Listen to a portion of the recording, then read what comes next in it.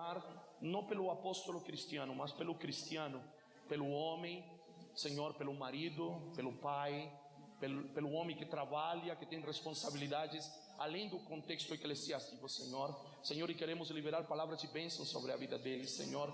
Queremos declarar que ao justo lhe irá bem, Senhor, em todas as suas empleitadas, Senhor. Senhor, o abençoamos como homem, lo abençoamos como marido, lo abençoamos como pai, lo abençoamos, Senhor, como administrador de todos os bens materiais e não materiais que o Senhor lhe tem conferido a eles, Senhor. Senhor, e eu como autoridade, pai desta casa, eu confiro autoridade a eles, Senhor. Que assim, Senhor, como os filhos ouvem a voz do Pai, Senhor, liberada através da minha vida como pai espiritual desta casa, que a mesma atenção, o mesmo respeito, a mesma consideração, Senhor, seja dada ao apóstolo cristiano nesta manhã. Senhor, lo recebemos com honra, honra de homem de Deus, honras de filho de Deus, Pai, nesta casa, nesta manhã, no nome de Jesus. Amém. Meu amigo, fica à vontade, tá bom? Obrigado. Bom dia, a paz do Senhor. Feliz de estar aqui com vocês, também consciente da responsabilidade. Ele me chamou lá atrás e falou assim: a primeira vez que eu convido alguém para vir aqui. Eu já senti o peso da responsabilidade sobre os meus ombros.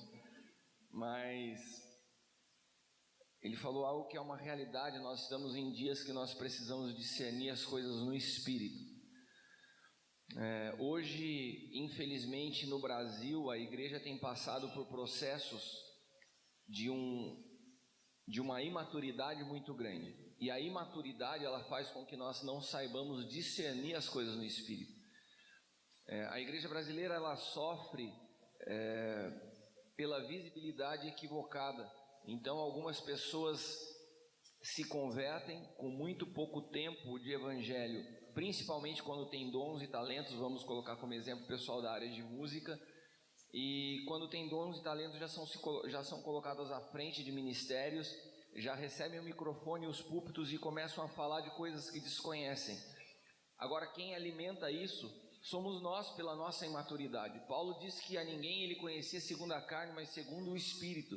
E nós precisamos aprender a discernir as pessoas no Espírito, senão nós não só nos impressionamos com aquilo que você está vendo, enxergando, e você passa a ser uma pessoa conduzida pelos sentidos e não pelo Espírito.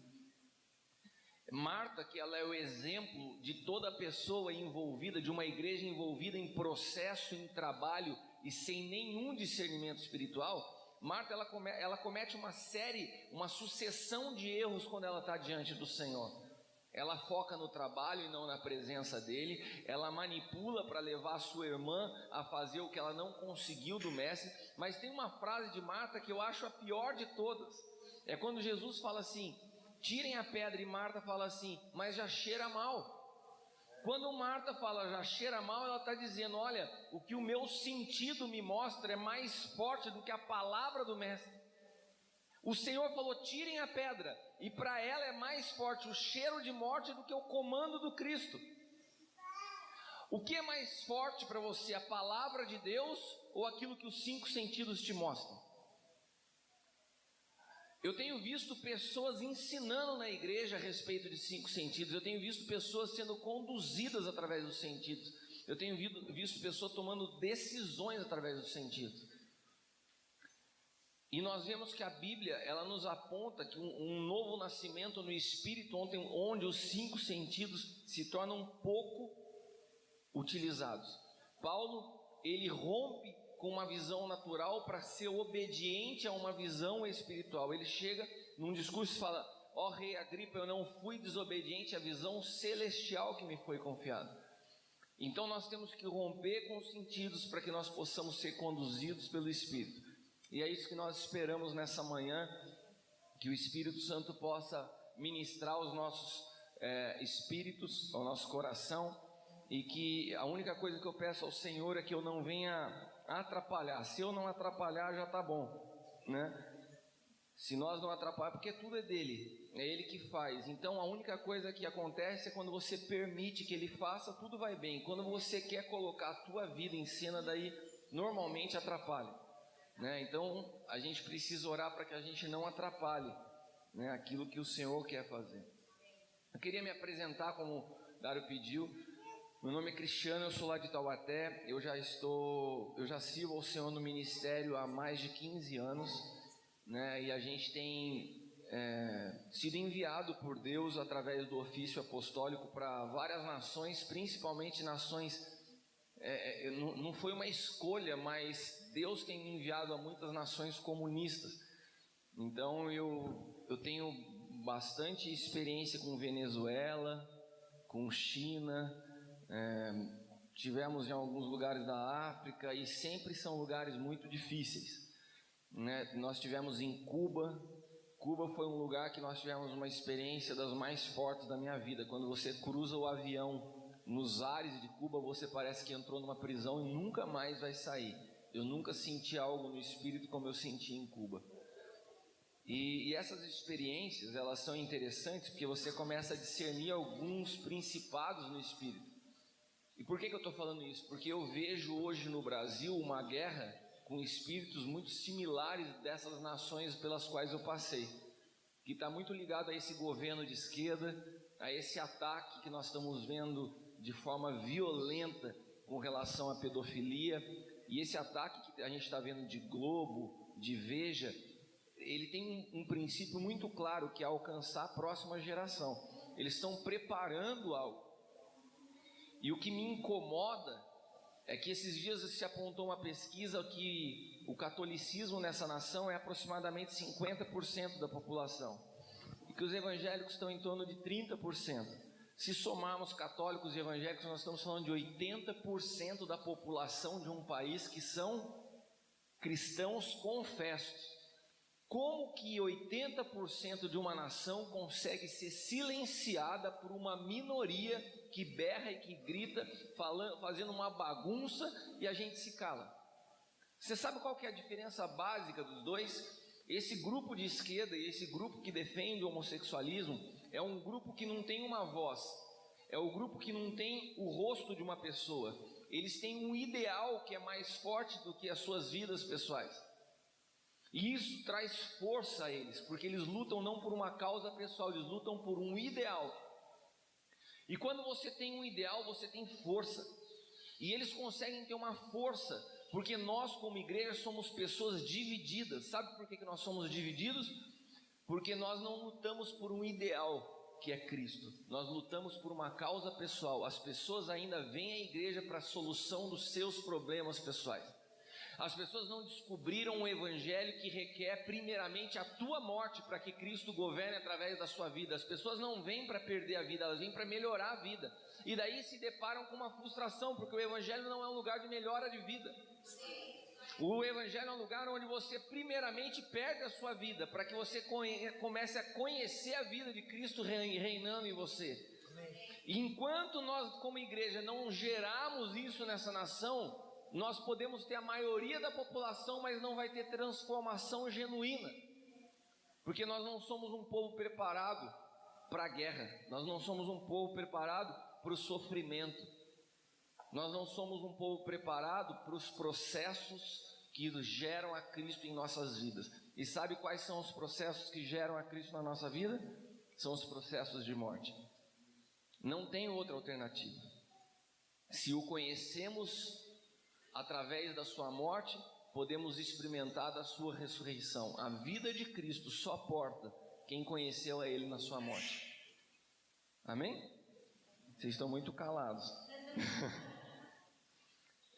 Mas ainda me apresentando, eu sou lá de Taubaté, sou casado com a Leila, que também tem servido ao Senhor através do ofício apostólico. Nós temos 2 filhos, o Caio, que está com 14 anos, e a Bruninha, que está com 10 anos. A Bruninha é tipo esse povo da esquerda, sabe? Ela é pequenininha, mas a voz dela comanda a casa. Pensa numa menina com temperamento forte. Eu oro desde já pelo marido dela, né? Primeiro porque vai ter que me enfrentar, e segundo que vai ter que enfrentar ela. Mas a Bruna é uma benção, né? E nós estamos ali em Taubaté, cooperando com a igreja. Nós cremos que o modelo de Deus para a igreja, ele funciona através dos 5 ministérios. nós não cremos que 5 ministérios sejam um método, uma metodologia, mas simplesmente é a visão de Deus para a igreja, né? Deus deu apóstolos, profetas, pastores, evangelistas e mestres para o único objetivo da igreja, que é formar Cristo nas pessoas. Então, se nós não seguimos o modelo divino, nós vamos com certeza criar modelos humanos. Então nós temos que tomar cuidado com isso. E os 5 ministérios são apenas ferramentas para produzir algo que é o propósito de Deus. O propósito de Deus não é te levar a ser apóstolo, o propósito de Deus não é te levar a ser profeta, o propósito de Deus é levar você a um sacerdócio real, onde os 5 ministérios são só ferramentas para isso. Amém? Então eu queria começar nessa manhã tão especial, a gente aqui reunido, queria só fazer uma pergunta para vocês: quando vocês têm passado por processos de sofrimento? Ou seja, aí você pode incluir um problema pessoal, uma dificuldade financeira, uma dificuldade familiar. Alguém tem passado por situações assim na sua vida? Se você pode me dar um aceno. Se eu pudesse expressar o que eu tenho passado, eu faria assim agora, ó. Mas alguém tem passado na sua vida algum processo difícil aí? Amém. Então eu creio que para você que tem passado, isso vai ser mais forte nessa manhã.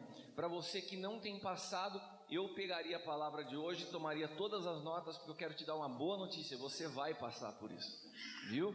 Receba essa palavra com muito amor no seu coração, guarda ela. Olha, recebi uma palavra profética hoje maravilhosa. Qual, irmão? Que eu vou passar por processos de sofrimento, né? Quando eu falo isso, tem gente que parece que se esconde assim, deixa a palavra passar por cima, mas é uma realidade, vai chegar na sua vida. Eu posso ouvir um amém caloroso para essa palavra, né? Mas vamos lá, abra sua Bíblia em Romanos capítulo 8, e nós vamos ter um tempo especial nessa manhã de poder partilhar alguma coisa aqui. Romanos 8, 22 e 23 diz: sabemos que toda a criação geme, está juntamente com dores de parto até agora. Não só ela, mas nós mesmos que temos a primícia do Espírito, também gememos em nós, esperando a adoção, a saber, a redenção do nosso corpo. Nós vivemos dias onde a natureza, onde as pessoas, onde o mundo, ele clama pela manifestação dos filhos de Deus. Só que essa palavra filhos, ou a palavra adoção utilizada nesse texto é a palavra uiotesia. Repita comigo: uiotesia.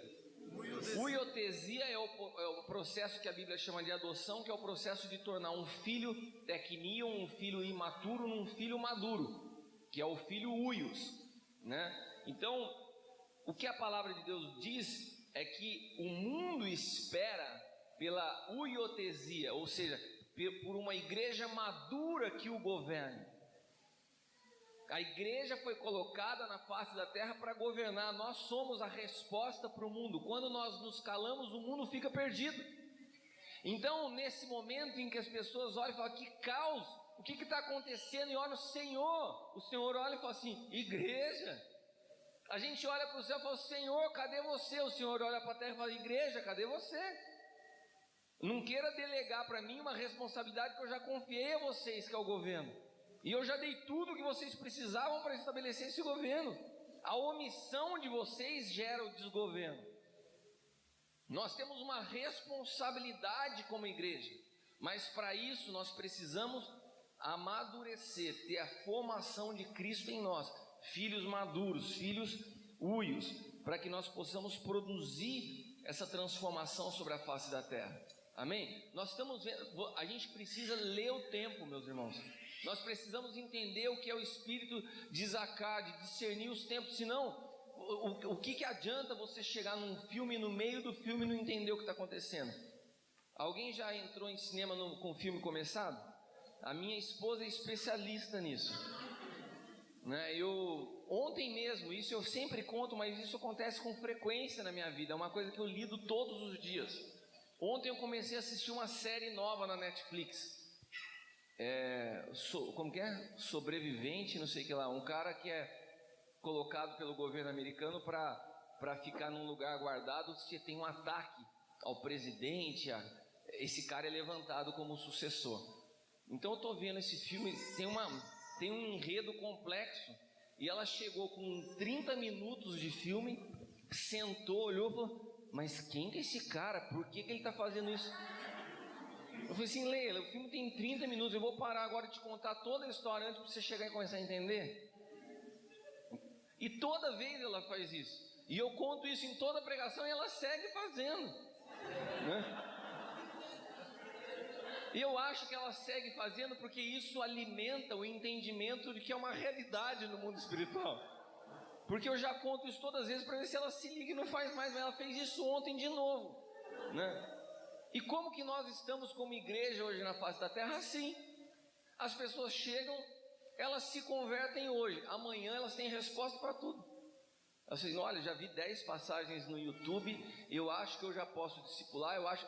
Cara, você não sabe nem o que estava acontecendo antes de você ter chegado. Nós somos uma ponte que conecta passado e deixa legado no futuro. Nós temos que ter discernimento do tempo, das estações, e entender qual que é o nosso papel nessa história que já está andando. Eu estou vendo uma igreja que se tornou tão infantil e egoísta que fica buscando qual que é o meu propósito, qual que é o meu chamado. Eu quero te dizer uma coisa: existe um propósito, que é o propósito de Deus, do qual você se encaixa nisso. Nós nos encaixamos num propósito maior, que é o propósito de Deus sobre a face da terra, da qual eu, como igreja, sou apenas um membro que me encaixo para servir um propósito coletivo. A primeira coisa que acontece quando a mente de Cristo é formada em você, você perde a individualidade e nasce para uma visão coletiva. Você sai de uma visão egoísta da vida, centrada no eu, e nasce para uma visão onde o outro tem mais importância que a tua própria vida. Amém? O maior entre vós tem que aprender a servir. Você consegue perceber isso nos grandes líderes nessa nação? Você sabe quem são as pessoas que vão produzir transformação? São os caras desconhecidos. É uma geração sem face.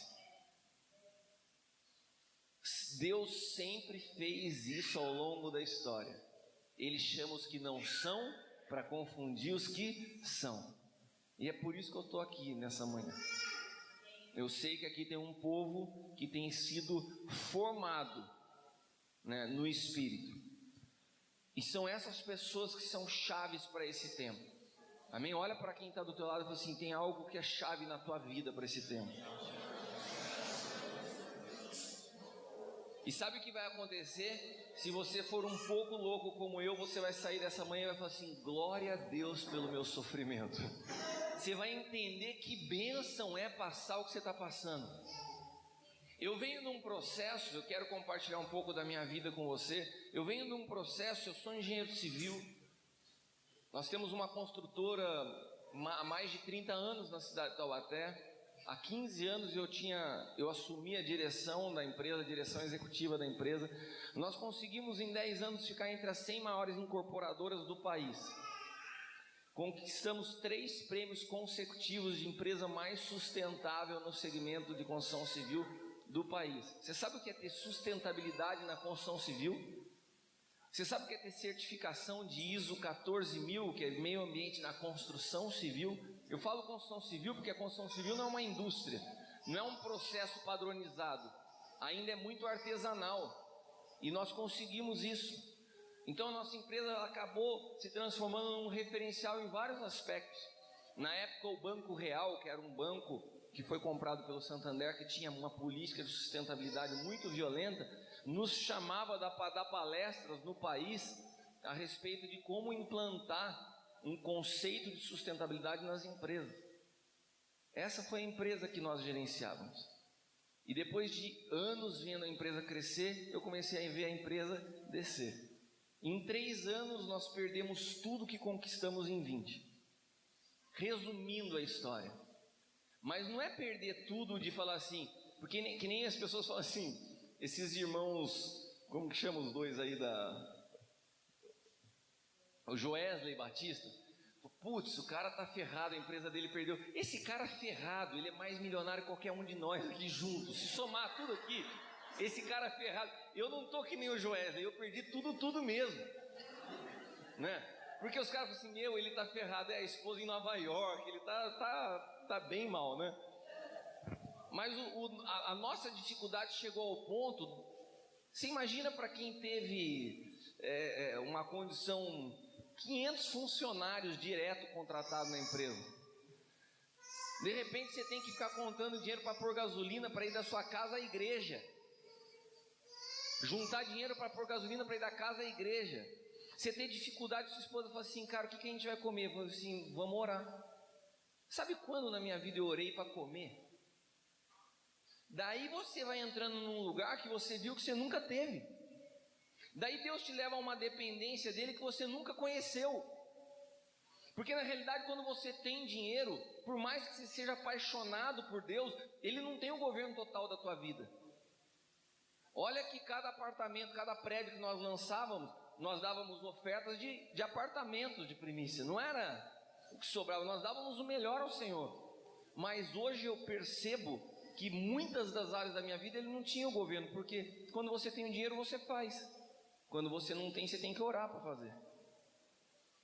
E nesse processo todo Deus foi formando uma dependência, uma experiência com Cristo muito forte dentro de mim. Nós temos experimentado isso, eu não quero entrar muito no detalhe disso, mas eu sei que depois de 3 anos passando por isso, e várias áreas da vida sendo trabalhadas simultaneamente, há 2 meses atrás, eu estava indo ministrar em algum lugar, a minha esposa falou assim, olha, eu vou ficar que o Caio não está bem, Caio é meu filho mais velho. Bom, aquilo que era uma febre se transformou numa gripe, numa dor de garganta. Teve um dia que eu acordei e o pescoço dele estava emendado com o rosto, desse tamanho. Daí a gente pensou que era amígdala. Eu sei, foi fazer exame de sangue e a gente não conseguia identificar o que era. Uma infecção difícil de se encontrar. E aquele menino de 14 anos foi secando, foi emagrecendo. Já estava 2 semanas de cama, não saía, não ia para a aula. E daí a minha esposa, que é uma fortaleza em Cristo, a Leila, quem conhece ela sabe do que eu estou falando, ela está o tempo inteiro rindo, é o tempo inteiro feliz. Ela não é só o que você vê em público, ela é em casa aquilo ali. Então nesse tempo todo de luta, de perda na empresa, eu chegava em casa e eu tinha um ambiente de paz, porque ela transmite isso só com o olhar dela. Pela primeira vez, depois de anos, a gente sendo massacrado pelos problemas, eu vi ela passar do meu lado com uma lágrima no olho e falei assim, eu estou preocupada. Eu nunca tinha visto, eu estou casado com ela há 18 anos, eu nunca tinha visto sair da boca dela essa palavra. Mexeu com ela o filho, doente. E naquele momento eu entrei no meu quarto e fechei a porta e falei, eu só saio daqui quando Deus me responder. E realmente fiz isso, fiquei lá orando. E eu sei que quando eu estava, eu vou voltar nessa história, tá? Eu sei que quando eu estava contando sobre isso, uma pessoa me falou assim, cara, você ainda acha que Deus é bom? Desde a tua conversão, porque realmente a minha conversão foi algo genuíno, eu estava no último ano de faculdade, eu abandonei a amizade, eu abandonei tudo e sempre fui muito rendido ao Senhor, mas passei por muitos processos na minha vida. E essa pessoa, que é até uma tia querida minha, da família, né, ela veio e me soltou essa frase, você acha que Deus é bom? Ela falou isso porque vendo todo o processo de dor, de perda, vendo o Caio, que é um sobrinho que ela ama, passando por essa enfermidade, ela falou, você acha que Deus é bom na tua vida? Daí eu respondi para ela, o problema não é se Deus é bom ou ruim, o problema está no conceito do que é bom e ruim. Me fala o que você acha que é ser bom. Daí eu te respondo se Deus é bom. Daí ela olhou para mim, disse, mas tudo isso que está acontecendo, eu falei, tudo isso tem um propósito. Porque para Deus, bom é o que cumpre um propósito, o que não tem propósito não é bom. Quando Ele cria todas as coisas e finaliza, Ele fala assim, viu Deus que isso era bom. Quando Ele cria, termina, cumpriu um propósito, Ele avalia e fala, é bom. Quando chegaram para Jesus e falaram assim, bom mestre, Ele repreendeu na hora e falou, bom não. Se Jesus disse que Ele não era bom, dentro dos nossos conceitos de bom ou mal, você acha que Jesus era uma pessoa boa ou ruim? É lógico que Ele era uma pessoa maravilhosa. Mas por que ele falou não sou bom? Porque ele ainda não tinha cumprido um propósito. Qual que era o propósito dele? A reconciliação da criação do homem com Deus. O propósito dele era a cruz. Enquanto ele não foi para a cruz, ele mesmo falou, não sou bom. Eu não cumpri o propósito, eu não finalizei o que Deus me chamou. Então, se você me perguntar se Deus é bom ou é ruim, Deus é maravilhoso, Deus é bom. E o que está acontecendo na sua vida? Um propósito, um processo, não acabou ainda. Essa história não acabou ainda. Você não pode avaliar minha vida no meio da história. E daí ela ficou calada. E eu entrei no quarto e comecei a falar com o Senhor. Senhor, o que está acontecendo? Né? Porque tá punk o negócio, segurar essa onda toda, eu só preciso saber o que está acontecendo. E eu ouvi o Senhor falar para mim assim, silêncio. Foi a única palavra que eu ouvi. Deus não falou assim, vou curar, não vou curar, tá ruim, tá bom, só falou silêncio. Eu fiquei 2 horas no quarto meditando sobre o que é silêncio, com a porta fechada, sem falar. E daí o Senhor me levou para Isaías 53:7. Ele foi oprimido e afligido, mas não abriu a sua boca. Você quer uma palavra de Deus para a sua vida? Não abra a boca. Pelo amor de Deus, não abra a boca, principalmente quando você não sabe. Quando você não sabe o que está acontecendo, a pior coisa que existe é alguém que não entende os processos de Deus e abre a boca, porque fatalmente vai murmurar. Pior coisa que tem é quando você não entende os processos de Deus e quer julgar a vida da pessoa no meio de uma etapa da vida dela. Você não entende o que está acontecendo na vida do outro e você julga, e você abre a sua boca para falar algo que Deus nos explica através da vida de Jesus. Foi oprimido, afligido, mas não abriu a sua boca. Como um cordeiro foi levado ao matadouro. Todos nós, se você ama Deus, a palavra de Deus diz, buscar-me-eis e me achareis quando me buscares de todo o coração. Se você realmente quer de todo o teu coração que Cristo seja formado em vós, eu quero te dizer, você está sendo levado como uma ovelha ao matadouro. E esse processo de ser levado a esse lugar tem que ser um processo que você passa em silêncio. Quanto menos você falar, menor a tua chance de errar. Como ovelha muda perante seus tosqueadores, ele não abriu a boca. Depois Isaías 53:3, eu li o 7, vamos ler o 3. Foi desprezado, rejeitado pelos homens, um homem de tristeza, familiarizado com o sofrimento. Deixa eu te falar aqui, quantos aqui um dia entregaram a sua vida para Jesus? Porque pode ser que tenha alguém aqui no nosso meio que está aqui de espião, mas todos aqui já entregaram um dia a sua vida a Jesus? Levanta sua mão. Amém. Então você entregou a sua vida a Jesus. Se você entregou a sua vida a Jesus, eu acredito que Ele seja Senhor da sua vida, sim ou não?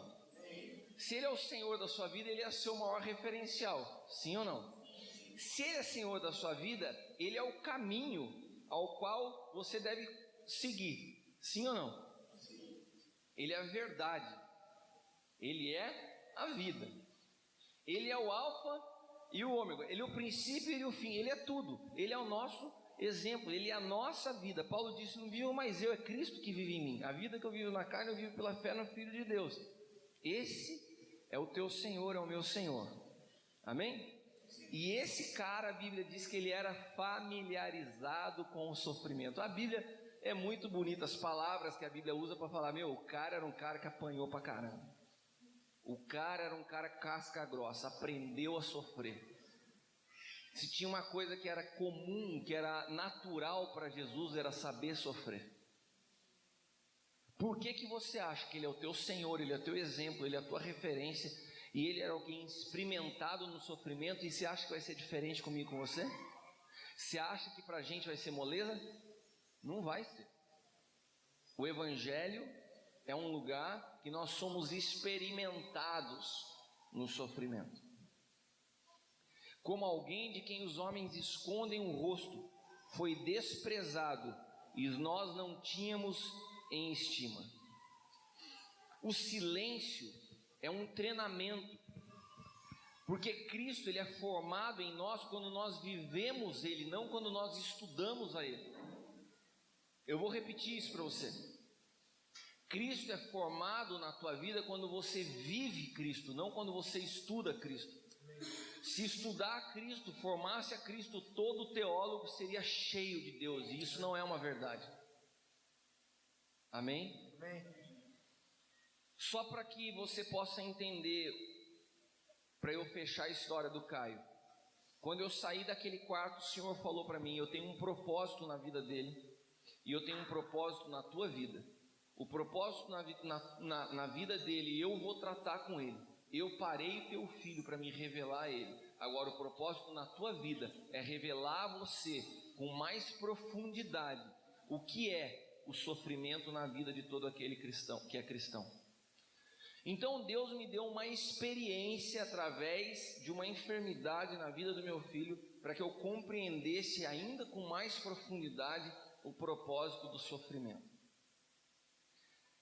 Quando Deus me deu essa palavra, eu ministrei essa palavra na igreja num domingo. O Caio já estava há 30 dias enfermo na cama. Eu ministrei no domingo, na segunda-feira ele começou a reagir. Sabe por quê? Porque Deus já tinha cumprido o propósito, aquilo lá que era me revelar. E essa palavra serviu para a compreensão de muitas pessoas a respeito do que é o Evangelho. E eu tenho certeza que ela vai gerar em você um amadurecimento em Cristo. Amém? Podemos avançar? Então, como igreja profética, nós precisamos entender a importância do silêncio, porque as nossas palavras, a igreja é na sua essência apostólica e profética. Essa é a essência da igreja. O desconhecimento não anula uma verdade. Eu vou repetir para que você entenda. O teu desconhecimento do que é o profético não anula a essência da igreja ser profética. O que isso quer dizer? Uma igreja profética é uma igreja que compreende passado, presente e futuro, o seu propósito no presente, e se move ouvindo a Deus para falar de Deus. Só pode falar de Deus aquele que ouve a Deus. O profético não é falar, profético primeiramente é ouvir. E se você ouve, você fala. E quando você fala, há poder na tua palavra. Nós vivemos de um princípio espiritual que todas as coisas criadas foram criadas a partir de algo que não se vê. Então a palavra sempre foi algo muito forte. Nós precisamos entender que a palavra cria, e as tuas palavras criam. O que você fala constrói. Por isso que o silêncio é uma disciplina essencial para te ensinar a Cristo ser formado em você, porque tem pessoas que falam tanto que as suas palavras perdem o peso. Eu estava falando com o Bruno hoje, eu aprendi a ficar em silêncio, Dário. Eu aprendi a ouvir, eu aprendi a estar do lado de homens de Deus e sentar para aprender. E eu tenho visto pessoas terem problemas nos seus casamentos, porque não sabem ficar quietos nos dias difíceis. Mulheres que falam pra caramba, homens que são agressivos nas palavras, perdem a força de uma palavra profética, porque desprendem muitas palavras ao vento sem entendimento do que estão fazendo. Você quer saber se uma pessoa é sábia? Perceba como ela fala. Até o tolo se passa por sábio quando sabe ficar calado. E tem muita gente falando demais. Então, dentre os processos, eu estou te dando algumas chaves que eu aprendi. Aprenda a ficar em silêncio quando você não entende. Amém? Com muito carinho, olha para quem está do teu lado e fala assim: cala a boca, irmão.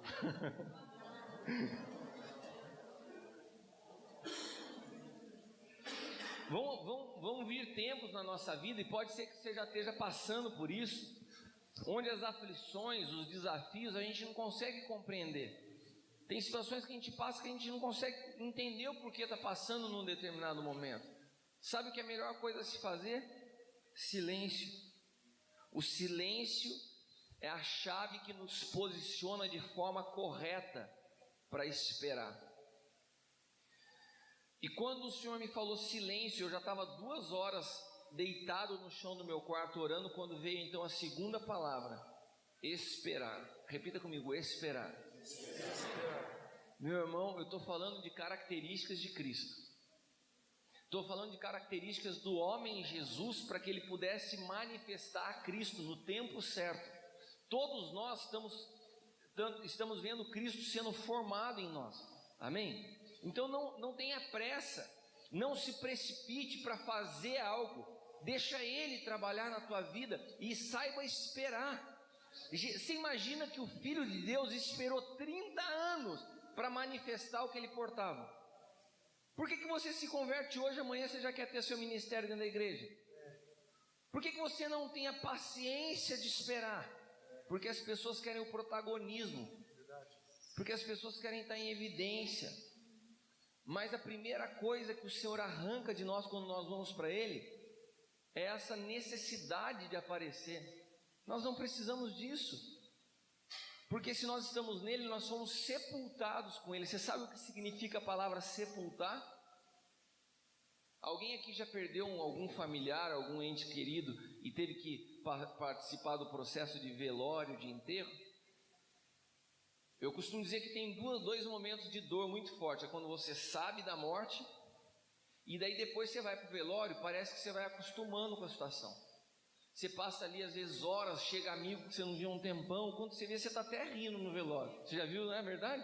Você está lá, o cara conta uma piada, quando você esqueceu que tem um cara morto ali. Você está rindo, contando piada, daí tem gente, eu dou esses fora direto, daí a Leila me cutuca e fala, meu, você está no velório, cara? Eu falei, nossa, esqueci, né? Porque você vai passando o negócio e tal, daí de repente, opa, vamos levar o caixão lá. Cara, daí quando vai fechar o caixão, parece que de novo dá o estalo em você, nossa, nunca mais vou ver. Nunca mais vou ver. Que momento é esse? O momento do sepultamento. Sabe o que significa sepultar? Significa apartar da vista, nunca mais você vê. E sabe o que a palavra de Deus diz que Deus espera de nós? Que nós sejamos sepultados com Cristo. Pode ser uma grande frustração o que eu vou te dizer, mas Deus espera pelo momento que Ele nunca mais vai te ver.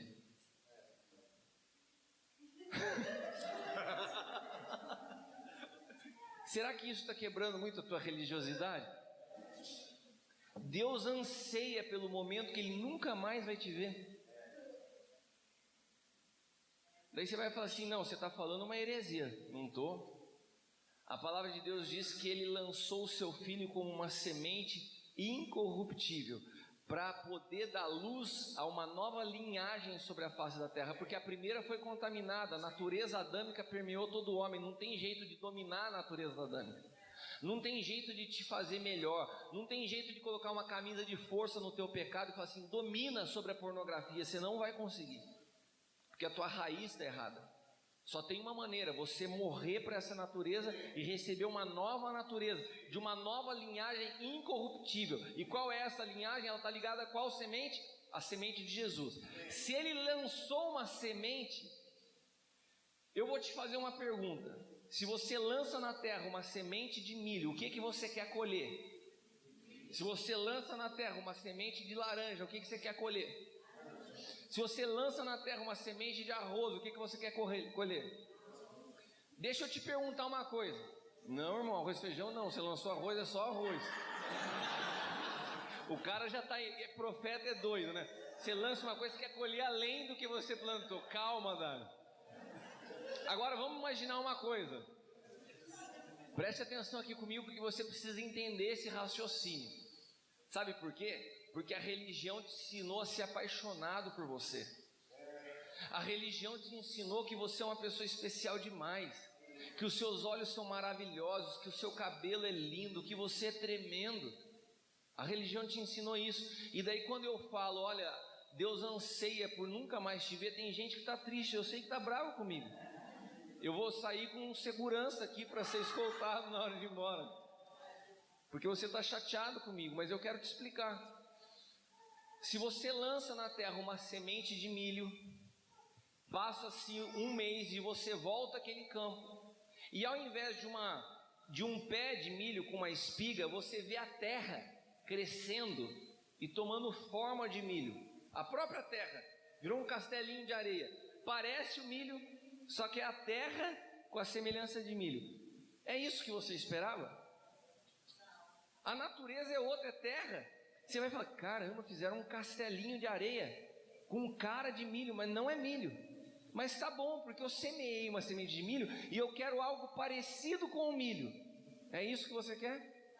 Você acha que Jesus foi semeado com uma semente para que Deus colha algo parecido com ele e que Deus vai se contentar, porque tem uma natureza diferente, tem um jeito diferente, mas é parecido com ele? Deus semeou o seu filho para colher uma multidão de filhos, não parecidos com ele, mas o próprio filho. O que nós não conseguimos entender é que a morte de Jesus liberou o seu espírito sobre toda a carne. E isso só pode acontecer porque não há uma divisão. Agora tem o Alexandre e Cristo. Não tem. Sumiu o Alexandre e Cristo tomou sua vida. E isso só acontece quando nós somos sepultados. Por quê? Quando você é sepultado, a tua vida sai de cena e Cristo toma toda a tua vida. Por isso que a Bíblia fala até que Ele seja tudo em todos. Por isso que a igreja é o corpo de Cristo. Ele é o cabeça do qual nós somos membros. Não se trata mais da minha vida, não se trata mais do meu chamado, não se trata mais do meu propósito. Eu sou, se antes, preste atenção, se no Antigo Testamento, se no Antigo Pacto, Deus se movia através de diversos homens sobre a face da terra, através de lampejos da sua presença, Moisés, Elias, Noé, Abraão, no novo pacto, só tem um homem caminhando sobre a face da terra, e esse homem é Cristo. Esse homem é Cristo, e eu e você estamos ligados a Ele. Ele é o cabeça de todas as coisas. Então, qual é o nosso objetivo maior como igreja? Edificar a Cristo na vida das pessoas. Amém? Então, o processo de sepultamento é o processo que coloca uma pá definitiva no teu eu, que na verdade é o teu maior inimigo, porque o diabo foi vencido na cruz. Agora você se apaixonou tanto por você, que você não abre mão da sua própria vida. E não vai vir um anjo com uma foice na mão e falar assim, olha, vim buscar a sua vida. Não, você tem que entregar, porque o teu processo é o mesmo que o dele. Ninguém tomou a sua vida, ele a deu. Então a gente, até o processo de evangelização, o Bruno, está errado, porque a gente chega para as pessoas, você quer aceitar Jesus? E daí fala assim, repete comigo, ah Senhor, eu entrego a minha vida a Ti, eu Te recebo como meu único suficiente Salvador, aleluia, glória a Deus, amém. Toma nota, chega para a igreja, olha, ganhei 10 para Jesus hoje. Você ganhou da onde, cara? O cara nem sabe o que ele estava confessando. Ele serve como estatística para você, mas ele não serve como vida transformada e formada em Cristo para Deus. O nosso objetivo como igreja é levar cada um individualmente à estatura de Cristo, a uma maturidade espiritual, e daí nós vamos atender o que Romanos 8 diz, o processo de adoção, uiotesia, uma igreja madura que produz governo e transformação na face da terra. Por quê? Porque é o próprio Cristo caminhando sobre a face da terra. Vocês estão entendendo? Então, quais são os processos que contribuem para que isso aconteça na minha vida e na tua? São os processos de sofrimento. Cristo não é formado na nossa vida nos tempos de glória. Cristo é formado na nossa vida através dos processos de Gólgota, de cruz, de sepultamento, até que nós possamos experimentar a ressurreição. Então desfrute dos dias difíceis. Parece loucura o que eu estou te falando, mas aproveite, porque são nesses dias que Cristo está sendo formado na tua vida. Sabe, tem pessoas desesperadas para sair do processo. Eu quero te dizer, desfrute do processo. Aproveite, porque você está no melhor lugar que você poderia estar.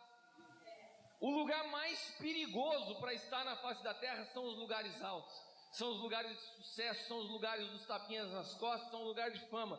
Mas os dias de processo, Cristo está sendo formado, são os dias para você conhecer o Filho de Deus como você nunca conheceu. Então o Senhor me falou, além de ficar em silêncio, aprenda a esperar. A espera é uma característica de quem tem a Cristo.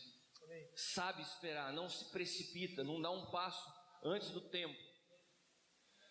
E o Senhor me levou para o Salmo 62:5, para aqueles que estão tomando nota, fala assim: minha alma. Por que minha alma? Porque a alma é ansiosa, o espírito está pronto, mas a alma fica agitada, a alma fica aflita. Minha alma espera somente em Deus, porque dele vem a minha esperança. E quando o Senhor estava falando para mim de esperar, eu fui estudar a palavra esperar. Minha alma espera. A palavra espera, que está nesse Salmo 62, é a palavra no original Daman. Se você vai tomar nota, Daman se escreve D-A-M-A-N, Daman. Meu irmão, eu quero só ler para você, eu não vou nem explicar. Só a leitura da tradução da palavra Daman já explica para você o que significa esperar. Tá pronto? Aperta o cinto aí no seu banco. Se prepara agora para uma pancada, um soco na boca do teu estômago. Quantos acham que sabem esperar aqui? Levanta a mão. Ninguém sabe esperar?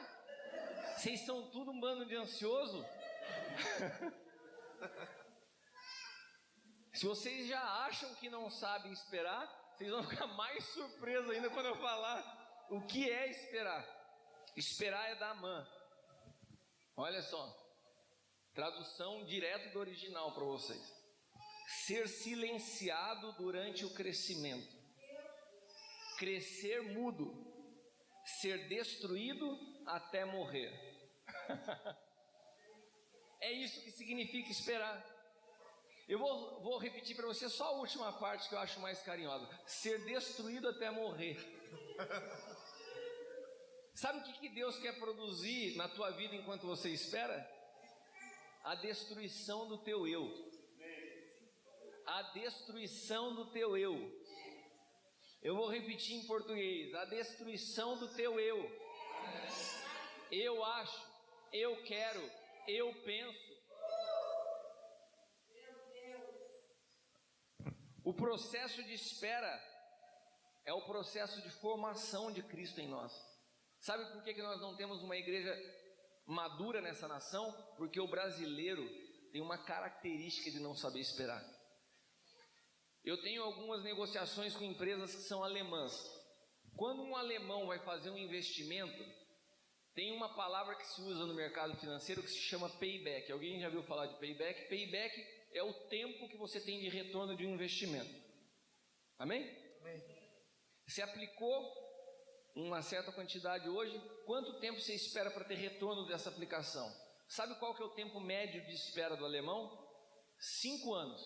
Ele fala assim: não, eu vou aplicar nesse negócio, daqui 5 anos tem que começar a me dar retorno. Sabe qual que é o tempo de espera do brasileiro? 6 meses. Se você fala para um brasileiro assim: cara, eu tenho um investimento aqui para você, se o investimento em 6 meses não der retorno, ele acha que é um mau negócio. Sabe por que eu estou falando nessa manhã? É sério, eu estou falando de cultura. A cultura ocidental tem dificuldade de entender o que é esperar.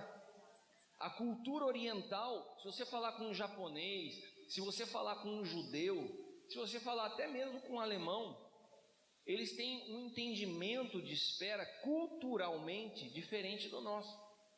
Então quando você fala para o brasileiro: cara, você teve uma experiência com Jesus, que tremendo, cara, agora espera porque Cristo vai ser formado na sua vida. Ele não consegue esperar. Ele fica numa igreja por 1 mês e acha que já sabe mais que o pastor. Depois que ele começa a achar que ele sabe mais que o pastor, ele começa a pensar assim: eu não preciso de pai, eu não preciso de ninguém cuidando de mim, eu prego melhor que ele, eu falo melhor que ele. E sabe como que tem sido o nascimento de grande parte das igrejas nessa nação? De filhos que se rebelaram com seus pais. Por quê? Não souberam esperar o tempo de amadurecimento, né? E nós estamos vivendo um tempo específico como igreja de restaurar algumas coisas, de restaurar o entendimento de paternidade, de explicar o princípio de espera, o princípio de silenciar, de saber ouvir para depois você ter algo a falar. Deus tem restaurado algumas coisas. Esses dias Deus estava me falando sobre Oséias. Quando Oséias capítulo 6, o Senhor nos fala assim: eu fiz a ferida e eu sarei. eu tiro a vida e volto a dar depois de 3 dias. Quando Oséias 6 está sendo escrito, profetizando a respeito do processo de morte que eu e você passamos, e lógico que apontava para Cristo, Oséias capítulo 7 fala uma coisa: quando eu curo Israel, eu exponho a nudez de Efraim. Sabe o que quer dizer? Você quer ver como julgar o pecado nessa nação? Basta que a igreja seja curada.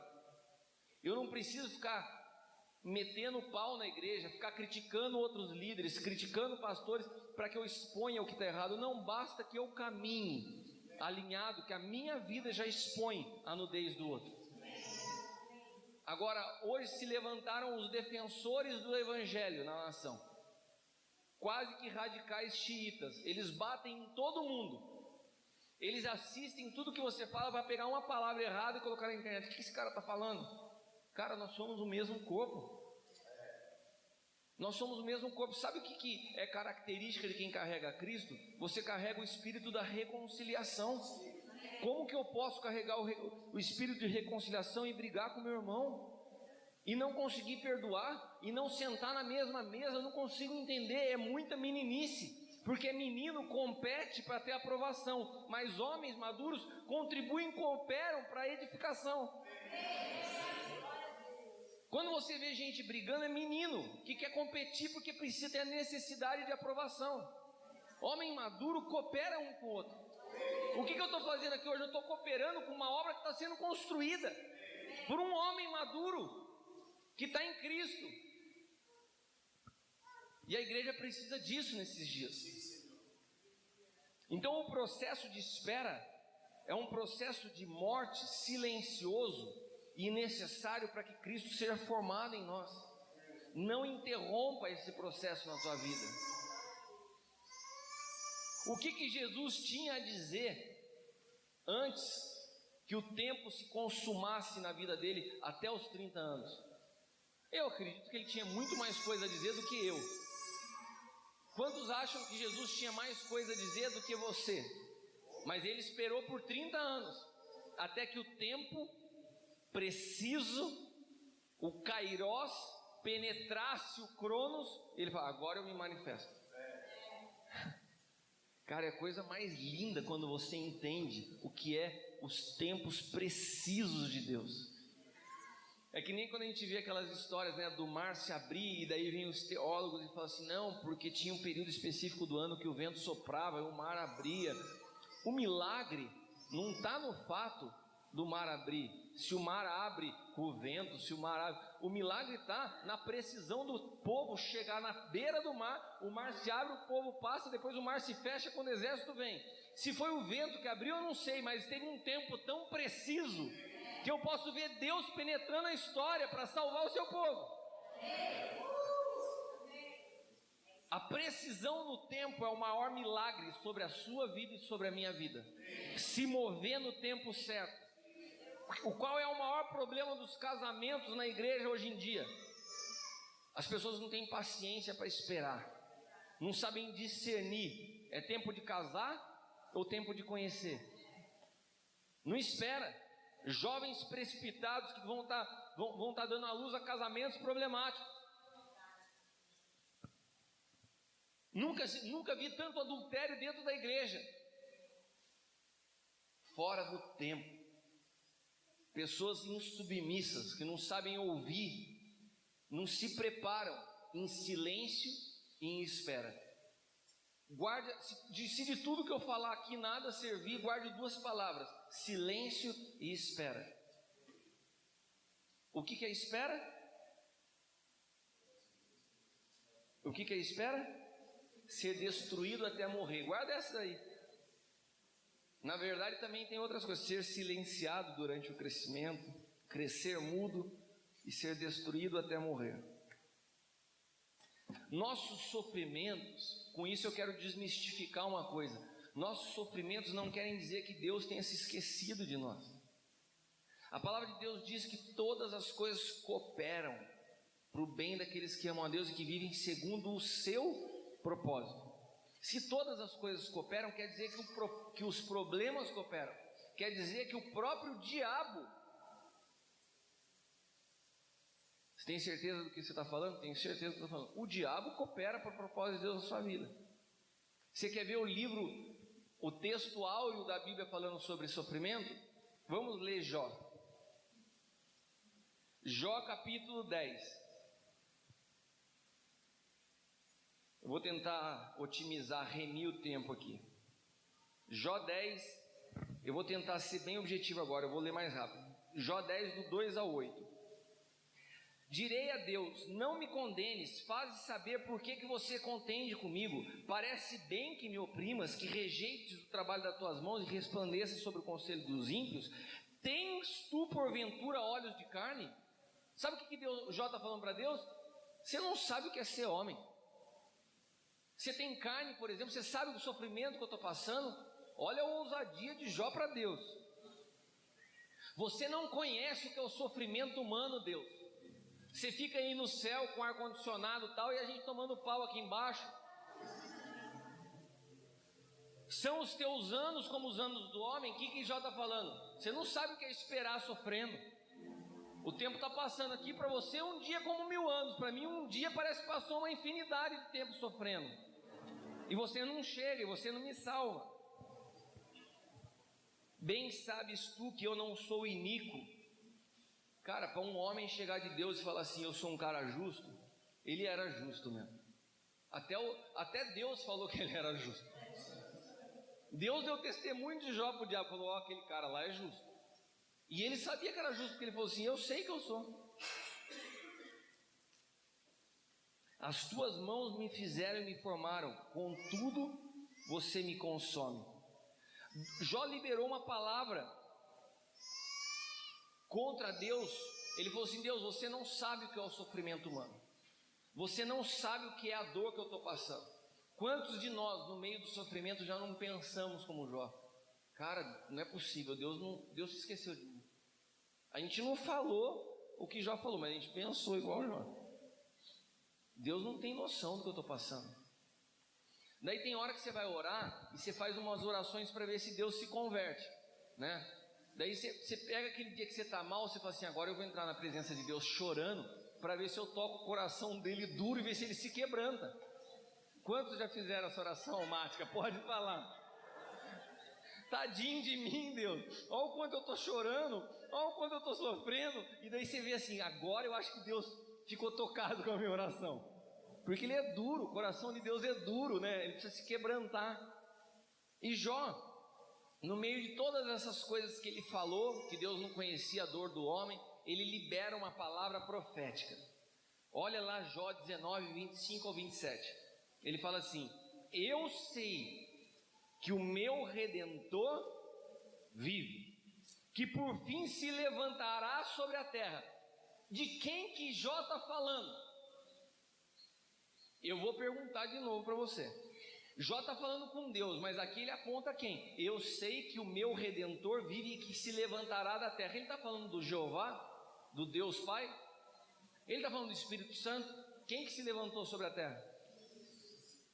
Meu irmão, Jó foi um dos apóstolos?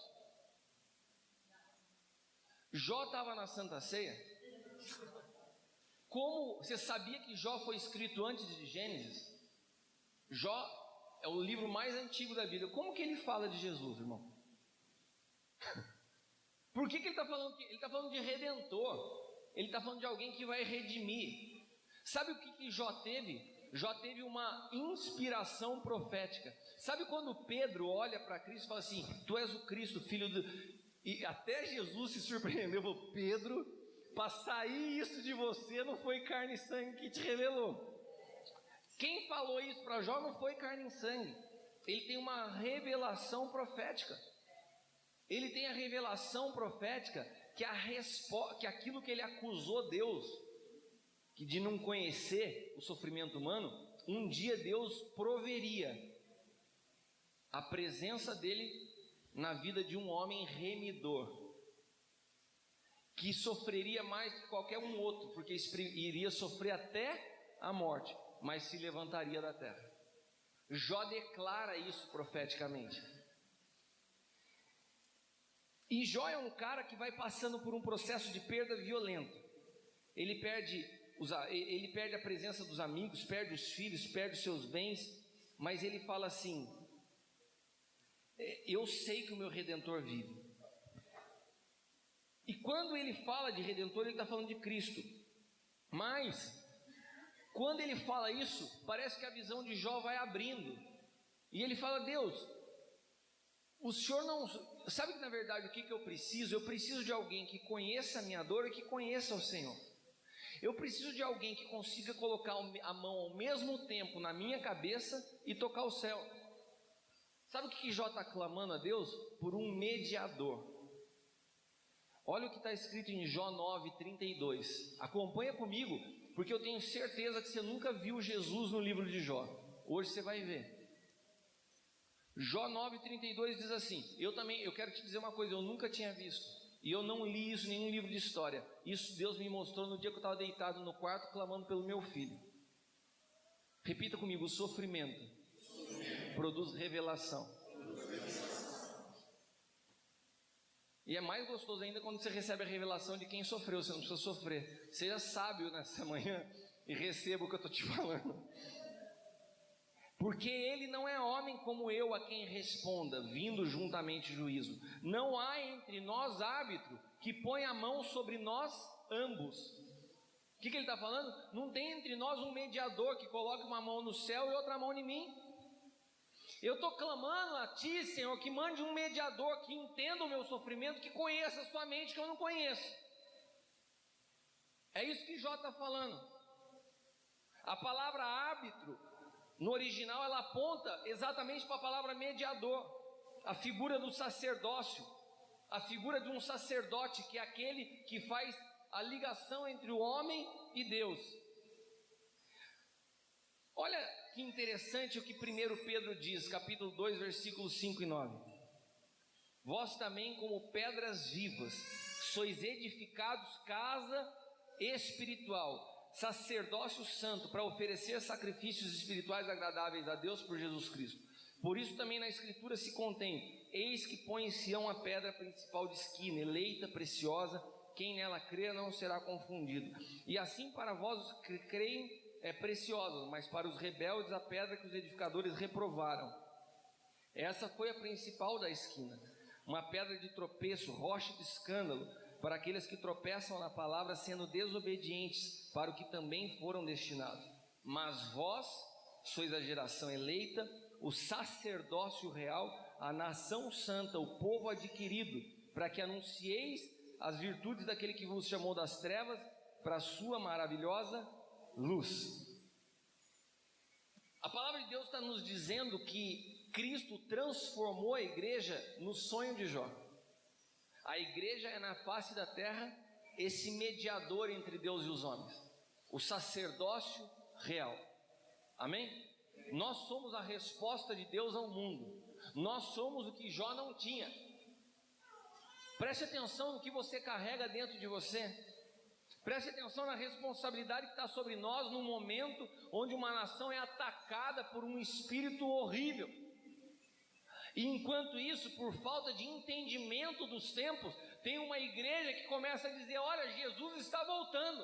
E vai gerando dentro da igreja um pensamento de fuga, porque a igreja não entende o que é governo. E na hora mais importante da história, em vez de ficar para transformar, quer fugir. Sabe por quê? Porque foi alimentada por um pensamento: olha, vai ficar tudo para o anticristo. Meu irmão, eu quero te dizer uma coisa: o céu que você conhece, eu não vou entrar nessa hoje, senão você vai ficar louco, mas o céu habita dentro de você. O desespero pela vinda é o desconhecimento da sua presença.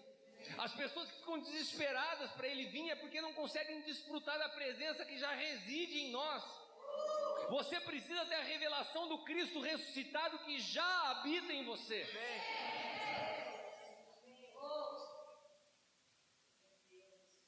Hebreus capítulo 4, versículos 14 e 15 diz: temos um grande sumo sacerdote, Jesus. Eu creio que aqui Deus está dando um grito para Jó, porque Deus não tem presente, passado, futuro, Ele está na eternidade. Então Jó está reclamando antes de escrever Gênesis. Não tem um mediador. Deus grita em Hebreus: tem um sumo sacerdote, o Filho de Deus. O meu Filho faz a mediação entre Deus e os homens. Não temos um... Olha só, cara, que tremendo, como isso aqui se não é uma resposta para Jó. Só para quem colocou a ordem dos livros na Bíblia não foi Deus. Eu colocaria Hebreus depois de Jó. Porque daí Jó fala assim: eu não tenho alguém que se compadeça de mim, eu não tenho um Deus que tem carne para sentir a minha dor. Olha o que diz aqui no versículo 15. Preste atenção, se não é uma resposta para Jó. Porque não temos um sumo sacerdote que não possa se compadecer das nossas fraquezas, porém um que, como nós, em tudo foi tentado, mas sem pecado. Deus está falando: tem um sumo sacerdote como você, que passou pelas provas maiores que as tuas, sem pecado. Hoje nós temos um mediador, e ele se chama Jesus o Cristo, Filho de Deus. Mas Deus não é um Deus de vingança. Deus não é um Deus de ficar, ainda mais com o homem que é a coroa da sua criação. Ele não ficou fazendo joguinho com Jó. A gente olha a vida de Jó e vê Jó como um coitadinho. Jó não foi um coitadinho. Os sofrimentos de Jó, que foram terríveis, não duraram nem um ano. Historiadores dizem que os sofrimentos de Jó foram algo em torno de 7 a 8 meses que aconteceu toda essa tragédia. Sabe quantos anos Jó viveu depois de todo esse sofrimento?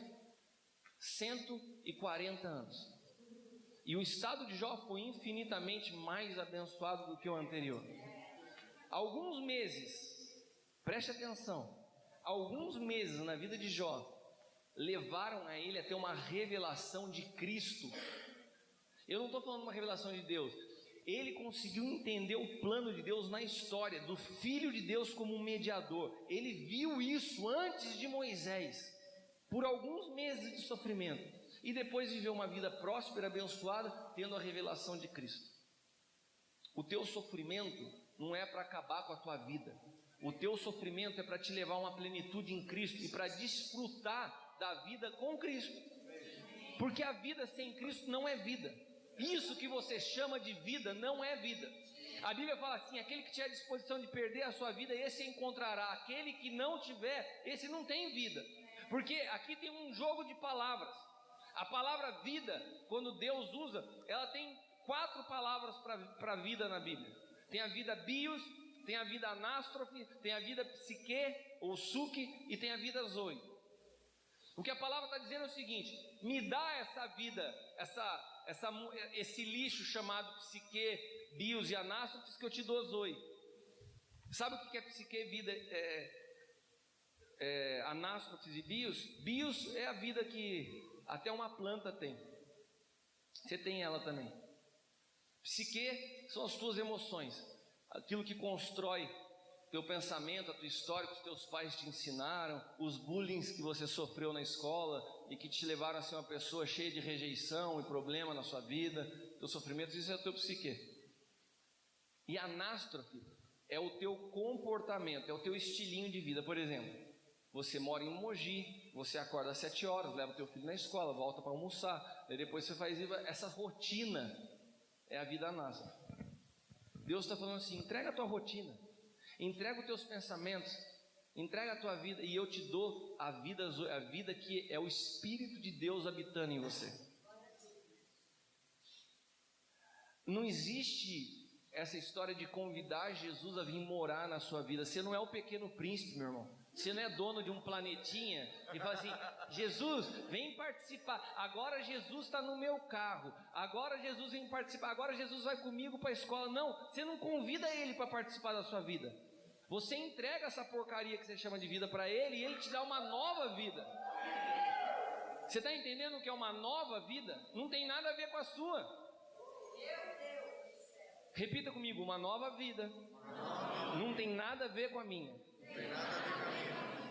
Você quer um evangelho que melhore a sua vida, ou você quer um evangelho que te dê uma nova vida? Amém. Então nós estamos no mesmo lugar, no Espírito. Então vamos ler Jó aqui, só para a gente desmistificar o Jó do coitadinho. 42, 12 e 16. Assim abençoou o Senhor o último estado de Jó, mais do que o primeiro. Pois teve 14.000 ovelhas, 6.000 camelos, 1.000 juntas de bois, 1.000 jumentos. Também teve 7 filhos e 3 filhas. E chamou o nome da primeira Gemima, o nome da segunda Késia, o nome da terceira Queren-Apuque. Em toda a terra não se acharam mulheres tão formosas como as filhas de Jó. Seu pai lhe deu herança entre seus irmãos e depois disto viveu 140 anos e viu os seus filhos e os filhos dos seus filhos até a 4ª geração. Foram meses de sofrimento para 140 anos de bênção e revelação de Cristo. Mas isso não foi o mais importante. Vocês lembram que quando Jó estava no meio o pau estava comendo, ele falou assim: eu sei que o meu Redentor vive, que em breve se levantará, e com meus olhos o verei. Você lembra que Jó falou isso? Como que Jó fala com meus olhos o verei? A Bíblia fala que ninguém viu a Deus. Ninguém jamais viu a Deus. Olha o que Jó 42 diz. Jó 42, 5. Com meus ouvidos ouvi. Acabou tudo, acabaram o processo. Ele fala: com ouvidos do meu ouvido ouvi. Quando que ele ouviu? Quando ele repetiu aquela frase: eu sei que o meu Redentor vive e em breve se levantará. Aquilo ele ouviu no Espírito. Não tinha como um homem ter uma revelação de um Cristo se não fosse pelo Espírito. Com o ouvido eu ouvi, mas agora, olha o que ele fala: mas agora te veem os meus olhos. Meu irmão, você não precisa me xingar de herege, você não precisa falar nada. Isso aqui não está na Bíblia, mas o Espírito Santo falou comigo muito claro nesse texto. João 1,18 diz assim: Deus nunca foi visto por alguém. Como que Jó fala que os meus olhos te veem, se João fala Deus nunca foi visto por ninguém? Alguém sabe me explicar? O silêncio na plateia. Vamos continuar João 1,18. Deus nunca foi visto por alguém, mas o Filho unigênito que está no seio do Pai, esse o revelou. Uau! Sabe quem Jó viu? Jó viu a Cristo. Jó viu a Cristo. Você sabe do que é isso, cara? Jó passou um processo de sofrimento de meses, e o propósito de Deus não era matar Jó, o propósito de Deus era revelar Cristo a Jó. No Antigo Testamento, desde Gênesis até Malaquias, Cristo está presente em todos os livros, em todo momento da história ele vai se manifestando. Mas Jó teve uma experiência tremenda, porque o propósito do sofrimento é a revelação de Cristo. E Jó, que é o texto áureo da Bíblia de sofrimento, ele nos mostra isso. Jó é só uma ponte que nos fala: a cruz é o lugar de revelação do Cristo. Até a cruz, Jesus era o Filho do homem. Depois da cruz, ele se transformou no unigênito do Pai. Sai da figura do homem para a figura do Deus. Caramba, não sei se você consegue entender isso. O que eu quero te dizer é o seguinte: o sofrimento, a tua leve e momentânea tribulação não tem peso se comparado com a glória que há de ser revelada em você. Você sabe o que significa a palavra glória? Esse texto a gente precisa entender o que a gente lê, meu irmão. A nossa leve e momentânea tribulação não tem peso se comparado com a glória que há de nos ser revelada. A palavra glória significa plena manifestação de algo. Se nós falamos aqui de semente nessa manhã, falamos de semente de milho. Qual que é a glória de uma semente de milho? Não, um outro milho seria uma manifestação, mas a plena manifestação seria um pé com várias espigas. É o máximo que uma semente pode atingir. Amém? Você pegar uma semente de maçã, qual que é a máxima? Você imagina, uma sementinha disso pode virar uma árvore carregada de maçã. Glória é isso. Glória é a plena manifestação de algo. Sabe qual que é a glória de Deus? O Filho. Sabe qual que é a plena manifestação de Deus ao homem? Seu Filho. Então eu vou repetir esse versículo e agora você vai entender. A nossa leve e momentânea tribulação não tem peso se comparado com a glória que há de nos ser revelada. Sabe qual que é o propósito do sofrimento? Revelar a Cristo na sua vida. A a glória de Deus se revela a nós através dos processos de sofrimento. E Jó é um texto clássico que nos mostra isso. Depois daqueles períodos, daqueles meses, Jó tem uma revelação pessoal, ele vê a Cristo e volta a um estado muito superior ao anterior. Sabe o que eu quero profetizar sobre a tua vida nessa manhã? Que depois desse processo que você está vivendo, você não só vai ter uma vida abundante, próspera, tremenda e abençoada, como você vai ter uma revelação de Cristo que você nunca teve na sua vida, porque não há como desfrutar de uma vida próspera sem Cristo. A vida próspera sem Cristo é uma vida fracassada. Então Deus vai te dar todas as coisas, mas vai dar com Ele. Se Ele nos entregou o seu Filho, como também não nos dará com Ele todas as coisas? Todas as coisas só têm sentido com Ele. Se coloque de pé, nós vamos orar. Aleluia. Shekarabandasturi andarabas.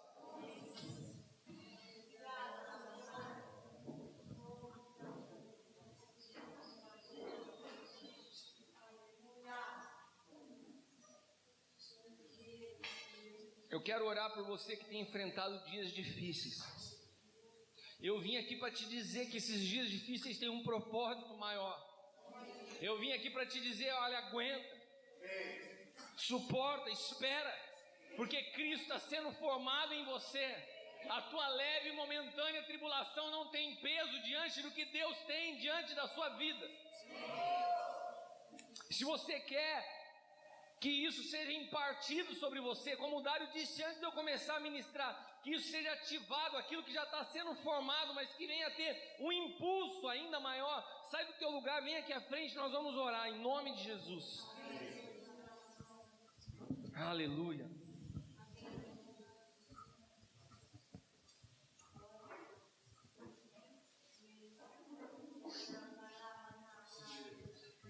Isso, venha, vamos orar juntos.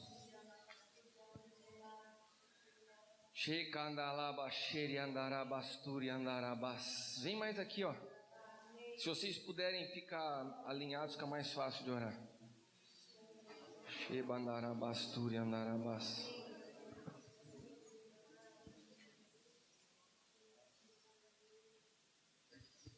O Bruno é um pastor, filho, e eu sei que Deus tem usado ele também muito no profético. Ele veio hoje junto comigo.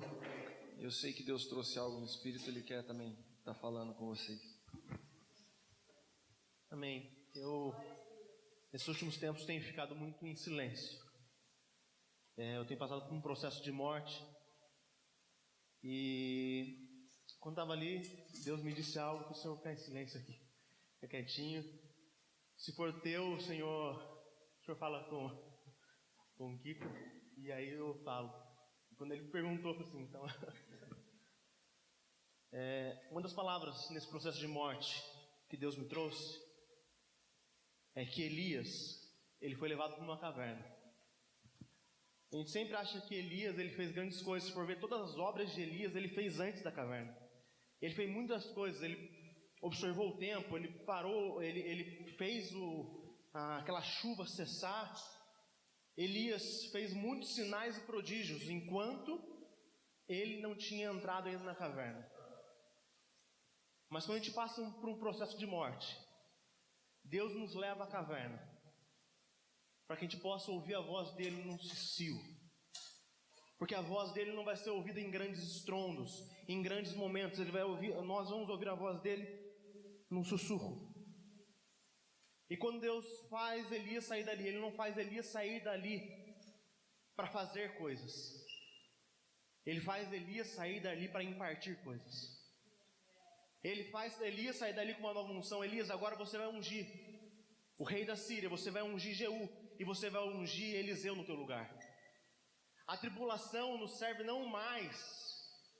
E o que Deus me falou entendam que para essa igreja, tribulações vão vir, não mais para fazer coisas, mas para impartir coisas. Vocês serão uma igreja que vão impartir o coração de Cristo nessa cidade. Ele vai levar e vai trazer um processo de caverna e de tribulação, mas não para que se faça grandes coisas, mas porque vocês vão sair da caverna, não mais para fazer, mas para impartir. Para ungir pessoas, para levantar pessoas. Deus está colocando esta casa para levantar pessoas, como fundamento, para levantar e destravar pessoas, por propósito que Deus tem. Deus levantou Elias, Elias unge Eliseu, mas se for ver, Elias não unge Jeú, nem tampouco o rei da Síria. Quem unge Jeú é Eliseu, e quem unge o rei da Síria é um discípulo de Eliseu. O que Deus vai fazer nesta casa não está ligado a uma pessoa, mas a um processo geracional. Deus está levantando uma geração. Ele não vai fazer através de uma pessoa, mas vai ser um processo geracional. Promessas que Deus tem sobre o pai desta casa não será cumprida somente nele, mas através da geração dessa casa. E esse processo de morte que vai vir pela vida dele, vai vir pela vida de cada um de vocês, Deus vai levantar e destravar, para que pessoas possam ser destravadas e lançadas no propósito para essa cidade, para essa região e para essa nação.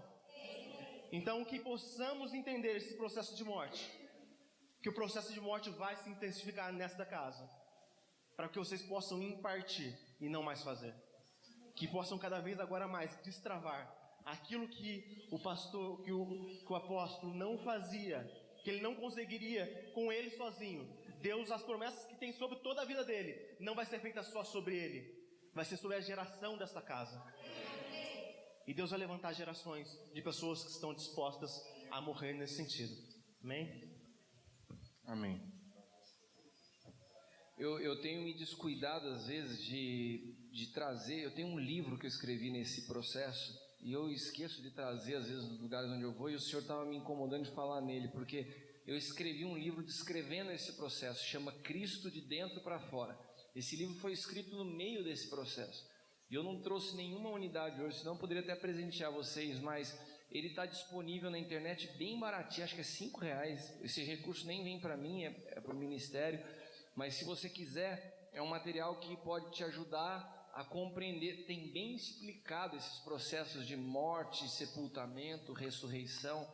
Ali está bem descrito, e tem em todos os sites, tipo Google Play, Amazon, Apple Store, tem ele lá, Cristo de Dentro para Fora. Põe o autor, você vai achar, tem uma cruz na capa assim, e acho que é uma leitura que pode te ajudar nesse período. E como o Senhor falou através do Bruno, eu creio que diante do que foi falado, não tem uma oração que eu faça por você, mas tem algo que eu posso impartir em você. Então eu gostaria que vocês pudessem se organizar. Eu creio na impartição, e eu sempre explico para as pessoas que os processos nos mostram onde estão as nossas raízes, porque quem não está em Cristo não suporta os processos. Então, se você quer passar por isso e Cristo ser formado em você, você precisa estar em Cristo. E eu quero impartir isso sobre você, né? Porque a gente entende que Cristo, ele é formado em nós, não tem como explicar. Eu não posso te dar um método. A palavra de Deus diz que o semeador saiu a semear e lançando a semente, né, não sabendo ele como, no outro dia ela dá fruto. Então não tem um método, tem algo que é feito pelo Senhor no Espírito. Eu posso lançar uma semente e impartir sobre você, e Deus vai fazer. Você crê nisso? Então eu quero orar por você, eu quero só passar e impor minhas mãos sobre a tua vida, e eu creio nisso, no poder da impartição, naquilo que nós portamos e que vai destravar algo na tua vida. A palavra de Deus diz que Ele nos fez ministros competentes de um novo pacto, não da letra, porque a letra mata, mas é o Espírito, porque o Espírito vivifica. E Jeremias profetiza sobre isso, falando assim: olha, vocês não necessitarão mais ensinar uns aos outros. O que eu estou querendo te dizer? Que tudo já está dentro de você. Quando os seus olhos espirituais se abrem, você começa a compreender coisas que você não compreendia, e eu quero só ativar esse processo na sua vida. Amém? Então, se você puder, feche os seus olhos, né? Não sei como você quer contar.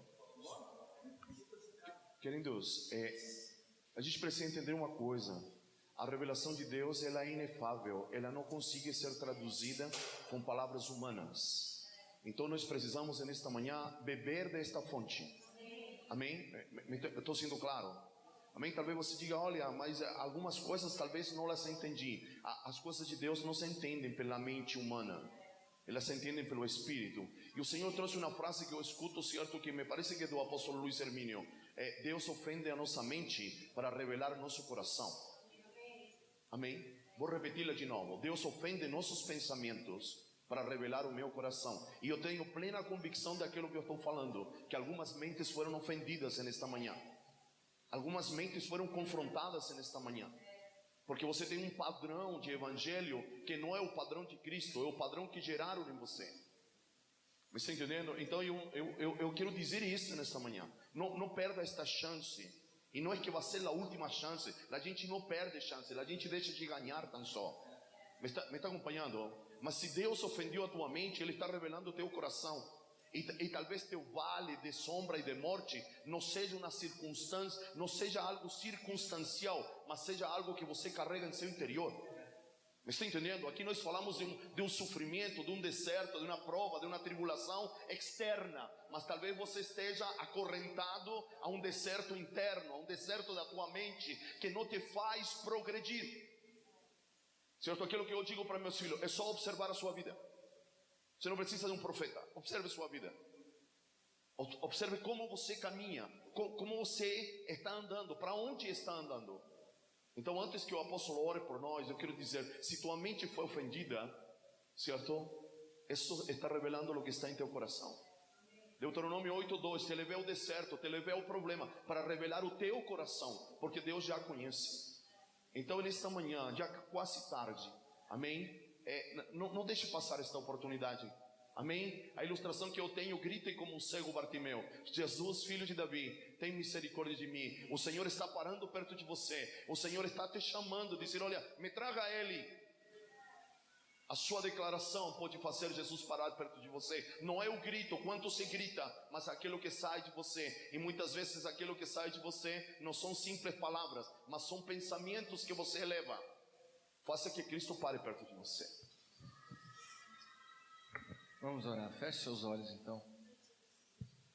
E aqueles que não vieram, continue orando no seu lugar. Como o Dário falou algo muito preciso, os sofrimentos muitas vezes não são processos externos, né? Às vezes são situações internas, são situações às vezes da nossa alma, são conflitos que nós trazemos na nossa mente. E muitas vezes realmente nós precisamos ser confrontados no nosso sistema de pensamento. E se isso aconteceu com você hoje, nessa manhã, eu não queria te pedir perdão porque eu só fiz o que o Senhor me passou, mas eu só te peço uma coisa: não julgue sem compreender. Amém? Se o que eu falei você não conseguiu compreender, retenha o que foi bom e não me julgue, porque eu posso te afirmar uma coisa: um dia você vai compreender. Eu falei da parte de Deus para a tua vida. Feche teus olhos.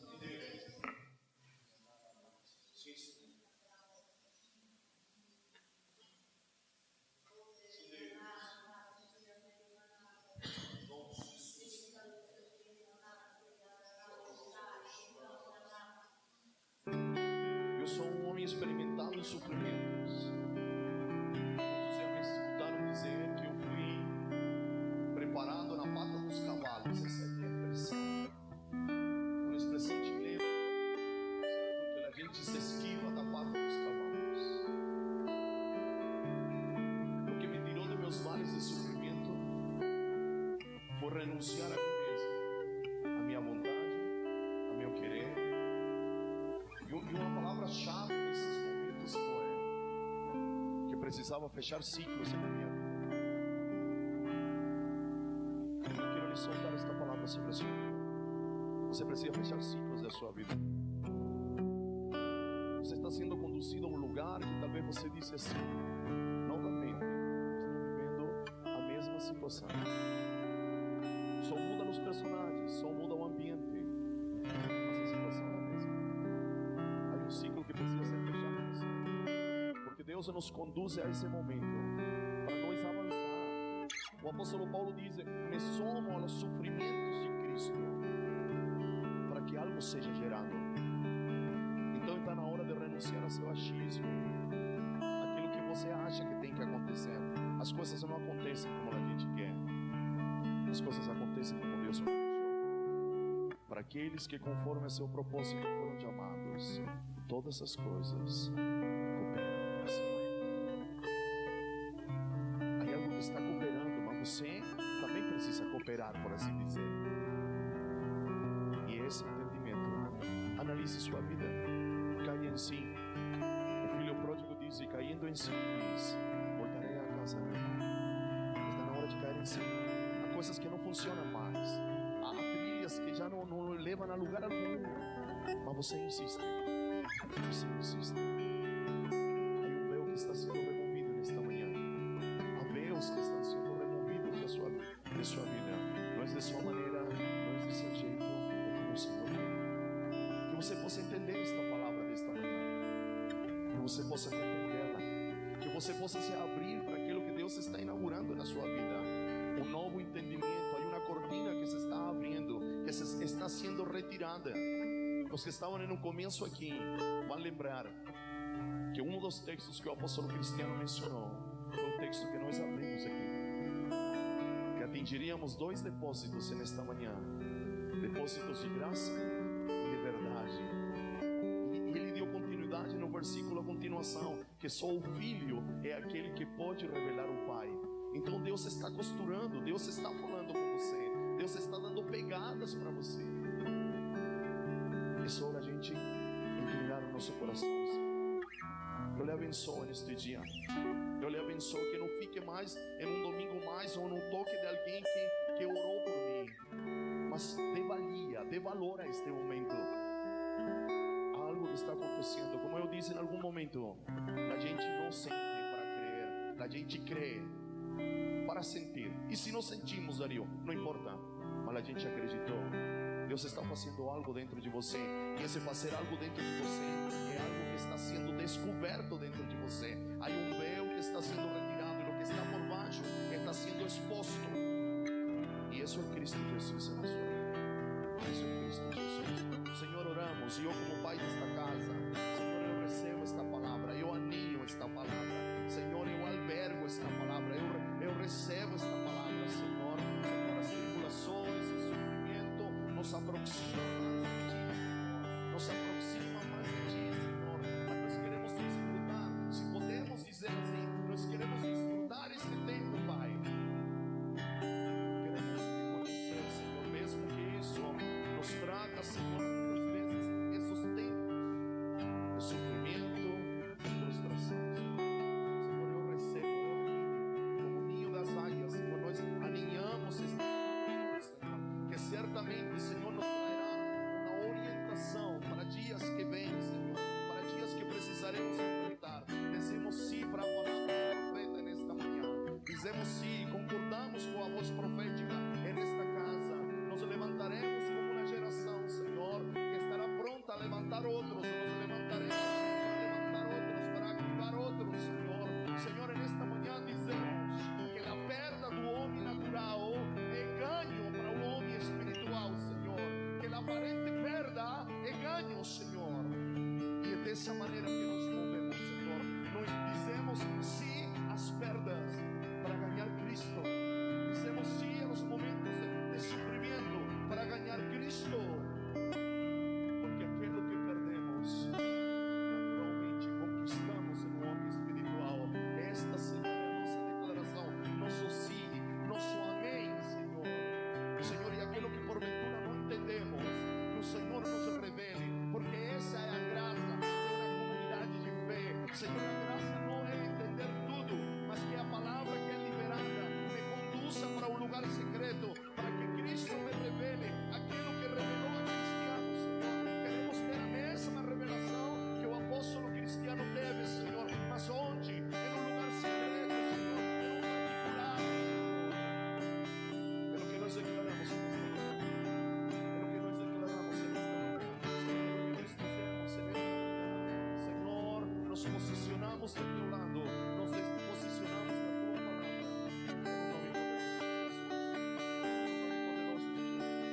No nome poderoso de Jesus. Amém. Você que está aqui, por favor, volte ao seu lugar. Nós vamos recolher nossos dízimos, nossas ofertas. Hoje é dia de trazer nossa oferta missionária, nossos projetos missionários, os que estão na Europa, os que estão na América